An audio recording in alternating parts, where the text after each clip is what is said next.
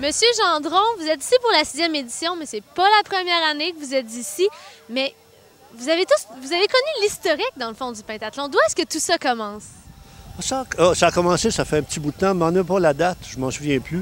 Mais il y avait un club de vélo de montagne qui s'appelait Québec Sportif, qui, à un moment donné, l'hiver, on ne savait pas quoi faire. Finalement, on s'est mis à une gang de chums, peut-être une trentaine, puis on a fait un 4 épreuves. Je ne sais pas comment ça se dit, un cathathlon, chose du genre.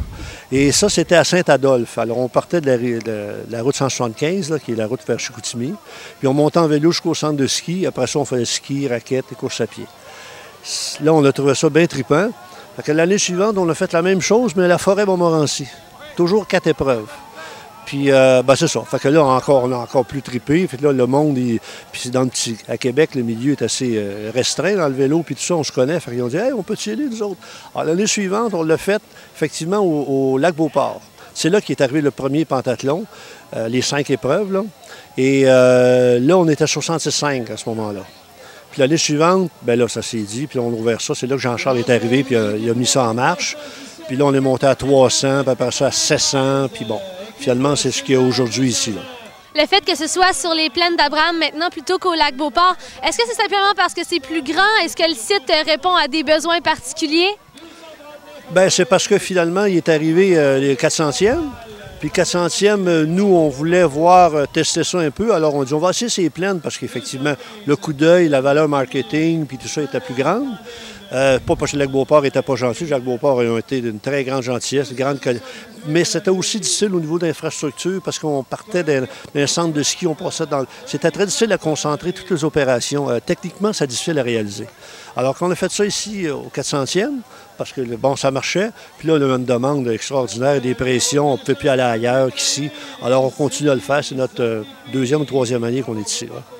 Et puis, on dit que les bénévoles ont fait un travail extraordinaire en cette édition puisque la température n'était pas toujours de notre côté. En quoi a consisté ce travail extraordinaire? Tu sais, il faut dire que ça fait 3 semaines, sinon un mois, que tas de gens travaillent, différents degrés. Par exemple, juste faire la patinoire, tu sais, il y a 3 semaines et demie ici, c'était de la neige, là. On a fait une patinoire qui était 500 mètres avec 28 pieds de large, puis tout ça, puis finalement qui est morte, là, bon. Après ça, on a eu, ça a l'air quasiment de Katrina ici, là, tout a tombé 2-3 semaines. Alors à ce moment-là, si je vous disais que jeudi, nous autres, on était une équipe ici, là, puis on pelletait, puis on soufflait, de la neige, il y en avait à hauteur des clôtures ici, là. Ça, c'est vendredi, je m'excuse, pour que ça marche le lendemain. Alors, il y a un paquet de gens qui ont travaillé très, très fort, puis bénévoles, effectivement, c'est bénévole, mais on sait ce que ça veut dire, ça. Alors, il y a eu beaucoup, beaucoup d'ouvrages là-dedans, puis on a réussi à récupérer tout ça, là. Et puis finalement, bilan, dernier mot pour cette édition qui se termine aujourd'hui. Ce qui est merveilleux là-dedans, c'est que de toute capacité, il y a les meilleurs le matin, là, les meilleurs, mais les grands athlètes qui sont ici, puis ils s'éclatent, là. Puis il y a aussi la folie sportive, là, le bout, le drôle. C'est une belle anarchie contrôlée. Bien, anarchie contrôlée, ça se dit pas, là. Mais c'est une confusion réglée, si vous voulez. Tout le monde crie, tout le monde... Il y a du vélo, de la course à pied, puis tout ça. Puis je pense que les gens prennent leurs pieds, ils ont beaucoup de plaisir. C'est pour tout le monde également. Ah, bien, effectivement, la notion d'équipe permet à des gens de dire, bon, ben regarde, moi, je suis bon un petit peu là-dedans, je vais y aller. Puis ils ne visent pas ici des médailles, rien de ça. C'est juste dire, regarde, j'ai mon dossard, je me suis acheté une tuque, puis tout ça, puis j'ai fait le pentathlon des neiges. Vous savez que le pentathlon des neiges, c'est un des plus gros événements d'Amérique du Nord l'hiver, c'est gros. Puis on s'aperçoit avec le temps que c'est rendu un genre de critère pour des athlètes.